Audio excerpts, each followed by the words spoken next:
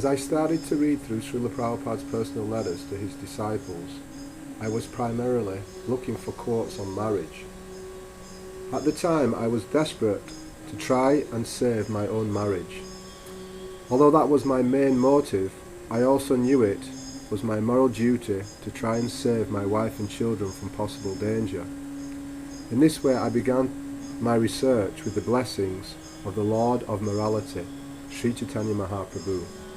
Since I was approaching his topmost representative, Srila Prabhupada, for guidance and inspiration, I knew the outcome would be auspicious, whatever it was. I had no idea where my research would lead me. I only knew that something was going to burst, and I didn't want it to be me. I was not especially concerned with the broader, quote, guru issue facing ISKCON's, quote, leaders today. Mainly, I wanted to save my own family, hoping that was part of the Lord's plan. Previously, I had been living a rather disheartened married life. My wife had been devoting her heart to another man, and so, naturally, this killed any chance of our having a meaningful relationship. Living in this somewhat stagnant state, I had not been inclined to confront the fact that she was unfaithful. In blind acceptance of what I had been told was my spiritual master's mission and his authorized representatives, I had remained simple and naive. This simplicity did not afford me either the desire or opportunity to even imagine what was lurking in the minds of others. They say the husband is always the last to know. Finally, in June of 1984, with plenty of encouragement from the, quote, guru she had been devoting herself to, namely one Kirtanananda, quote, Swami, my wife decided to leave me to devote her life to him, even though I have 2 baby boys by her. At the time, I knew very little about Kirtanananda, so I was a little cautious about openly criticizing him for his interference in my marriage.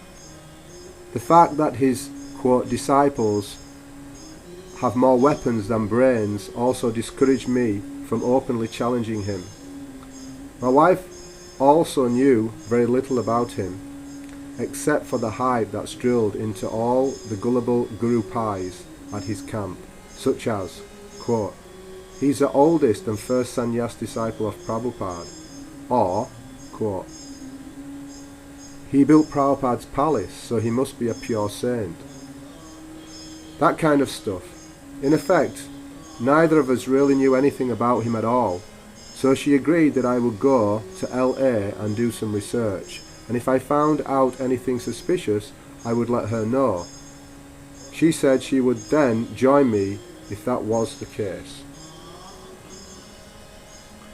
I agreed to rejoin her at Kirtanananda's camp if his slate was clean. Foolishly, I thought that she was sincere in this arrangement. Little did I know that before the dust of my tyres had settled on the road, she had already been allotted to satisfy the carnal desires of one of Kirtanananda's loyalists, Raghunath, a man so desperate for sex that he had been grabbing devotee women's breasts and thighs, even though they were married. Kirtanananda requires many women for these loyal and hard-working men like Raghunath, who want more from life than simply work. Since Kirtanananda could see that I was not one of his blind loyalists, quote, Salochan, you are just not my man. He naturally had no use for me, but his unmarried and agitated workers would be very pleased with someone like my wife. After all, how long can a young man be satisfied simply with the pee-hole or with the peephole into the ladies' toilet in the temple building there? So, when my wife expressed to Kirtanananda a desire to stay at New Vrindavan despite my intention to leave, he didn't hesitate to tell her, quote, that's all right, let him go, I'll take care of you. It never even dawned on him to counsel us, which is of course the duty of the leader of a real religious community. Having been a lifelong homosexual and repulsed by women, quote, well boys, get out the incense, it's fish night. Kirtanananda Swami thinks women smell like fish. He could hardly counsel couples in moral obligations, even if he wanted to. But, despite his personal feelings, he needs women for his heterosexual men who eventually leave him if he doesn't supply them a sex partner.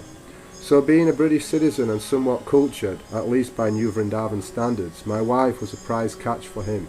Unfortunately, I had found out all these things too late. So I was forced to make a dreadful choice. Quote, sink or swim. There was no question of just ignoring the whole thing and starting life over again as my parents were urging me. I couldn't really blame them. It was apparent enough that I was either heading for the gas chamber for just executing Kirtanananda, or a nervous breakdown if I lost my sons. Many of my co-disciples had sought the illusory escape from similar ordeals through drugs, sex, television, violence, and ultimately spiritual suicide. I could have gone any or all those routes.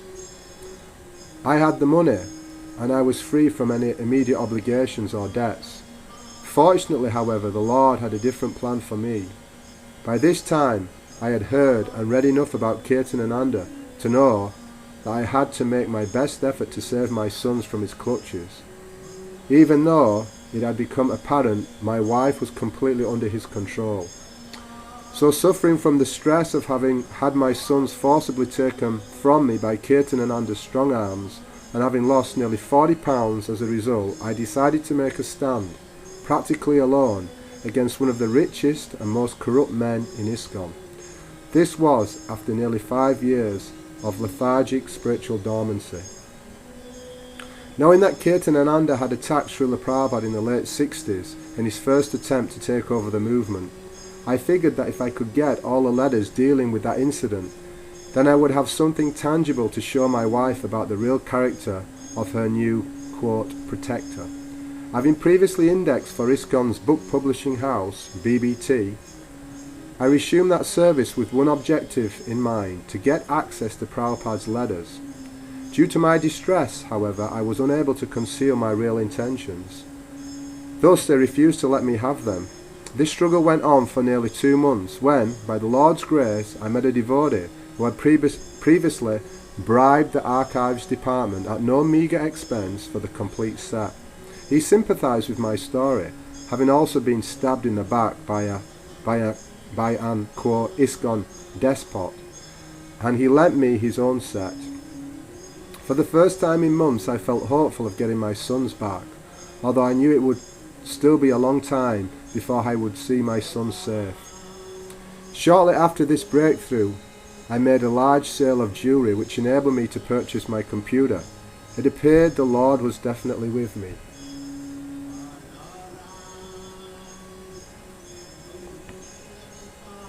The letters contained all the secrets I had been hoping for and more. I knew then that it would be my assigned duty to make the truth in these letters known to all. It was the beginning of a reawakening in my heart for a service which he had so mercifully arranged. It was the beginning of a reawakening in my heart for a service which he had so mercifully been arranging for me all along, a service far heavier than I would have been able to bear or even consider had I remained in the deep, dark, discouraging well of unfaithful female companionship, not to be confused with a devoted wife. Although the ordeal was painful, it was that purifying experience for which I had been longing. I deeply welcomed it. So, on October the 11th, 1984, I mailed a letter to all ISKCON centres, openly declaring war against Kirtanananda and the entire society if my family was not returned to me intact. The society ignored me. Hardly did I get one response. Since silence automatically means acceptance, I knew that my accusations were correct.